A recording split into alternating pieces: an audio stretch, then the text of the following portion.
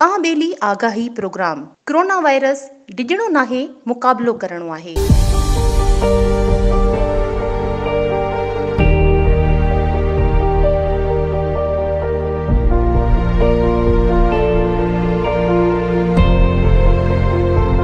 Novel corona virus एहतियात इलाज खां बहितर आहे।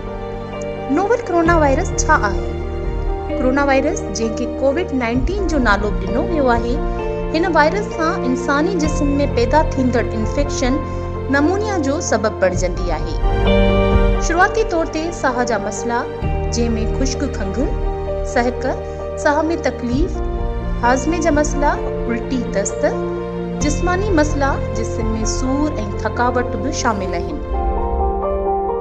शदीद इंफेक्शन जी सूरत में नमूनिया साह जो न अचणु एसिताईं जो मौत जो सबब बणिजी सघिजे थो। कोरोना वायरस जूं कुझु अलामतूं आहिनि, जंहिंमें खुश्क खंघि, थकावट, डायरिया, सहक ऐं साह में तकलीफ़, बुखार ऐं जिस्म में सूर आहिनि। वायरस जे पखड़ण जा जेके सबब आहिनि, उन ते कंट्रोल करे असां हिन मुज़ी मर्ज़ खां बची सघूं था। वायरस जे पखेड़ण जे सबबनि में निछण या साह ज़रिए। मुतासिर मरीज़ जे निछण जी सूरत वायरस पाणियाठ जी शिकिल में 2 मीटर ताईं पिखड़िजे थो। इन जी सूरत में मुंहुं अॻियां टिशू वग़ैरह ॾेई जरासीमनि खे रोके सघिजे थो।